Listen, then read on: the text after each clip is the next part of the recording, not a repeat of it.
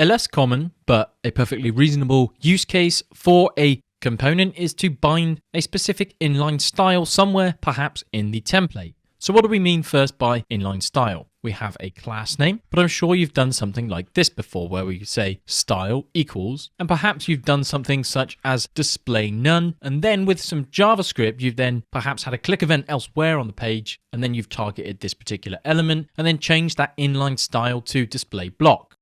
So in this sense, it would work really nicely for that, as we wouldn't need to create a different class and then have to manage adding and removing that class. We could just simply toggle a single inline display value.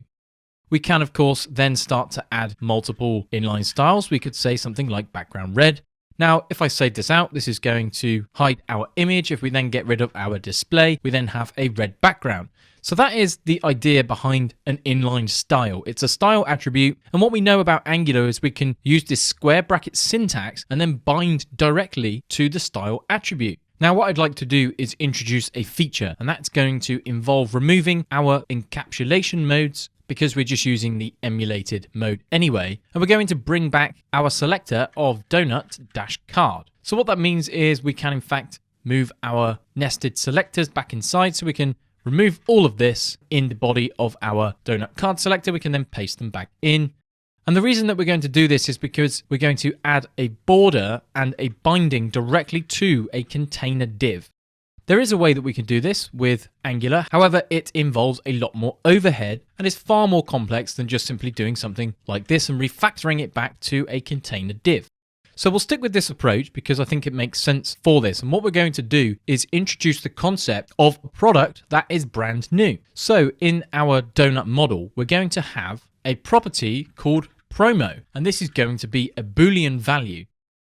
So it's either going to be true or it's going to be false. Now, if we already jump back, we can see property promo is missing, but required in this type. So if we go down and choose, you can choose any of your data structure objects. I'm going to add it to this one. So we're going to say promo is going to be true. We could go down and say promo false, promo false. However, I don't really like adding properties when we don't need them. So what we could in fact do, if we save this out, this is then going to give us an error.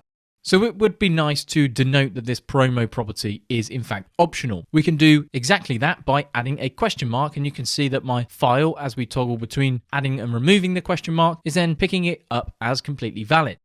So by adding the question mark means this property is completely optional. So now the fact that we have this promo, we're going to close off our donut list and we're going to look and detect whether we are inside a promotional card. So ideally what we want to do is set an inline style based off of whether something is in a promotion. And all we're going to do is just add a nice border. We could do so much more with this, and we will do as we continue, but for now this will help set the scene. What would be quite nice is if we did something like border 2px solid and just use a nice light grey color. If we then save this, but obviously this is then being applied to every single one. So what we can in fact do is use a style binding, and Angular has a very nice syntax that we can use instead. So instead of using style and then the value of border, we can in fact just bind to a style property itself. So whatever the property name is, such as border, we can do style, and I want to bind to border and then set this particular value that we're then passing in. If I do this, this is actually going to give us an error. You can see it has an unexpected token. If you're going to do something like this, we need to then set a string value. You can see that now that this is completely valid, and that is because it has complex characters. If we remove these strings, Angular is going to treat this as plain JavaScript, which px is not plain JavaScript, but the number 2 is, which is why it's then erroring on unexpected token of pixel. We want to now, with our knowledge of interpolation and expressions, we're going to use an Angular expression based on whether this donut is in a promotion or not. So we can say donut.promo, and we're going to use a nice ternary statement. If it is in the promo, we're going to use 2 pixels solid and our E color. Otherwise, we're going to set a value of none. We can then save this out, and you can see that our item number 2 now has an inline style that's been painted. If we then go and inspect element, we then have a style attribute with a border. Now, the great thing about this is we can add as many style attributes as you like. However, as we continue, this is obviously going to get more and more complicated. We could, for example, add style.background, create an expression inside of here. we could use any valid CSS property. One thing that you'll find in other JavaScript frameworks is they will do something like this, where we have this capital S.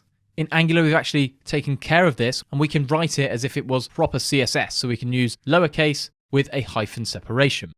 So that's a nice introduction to this styling and how we can paint some inline styles to any element or a component itself. If we wanted to add it to the component, we would then need to go into our parent and then start to add the inline styles up here. But I think it makes far more sense for us to add the styles actually in the component and then add them based on the data. So in this lesson, we have learned how to conditionally add some styles. We've then looked at this style property. We've then bound to the border, and you can just think of this as plain JavaScript. We can say document.body.style, and if we wanted to set a border, we would do something like this, and we could say 5 pixels solid and then red. We could then hit enter, and the body now has a red border. So that syntax from plain JavaScript, that style.border has moved across because essentially it is plain JavaScript. This is a JavaScript property that we are then binding to and then just simply looking up that border property on our style object. But I think it's now time to talk about more complex styles and how we can manage them in different ways. So we'll do that in the next video. Let's jump in.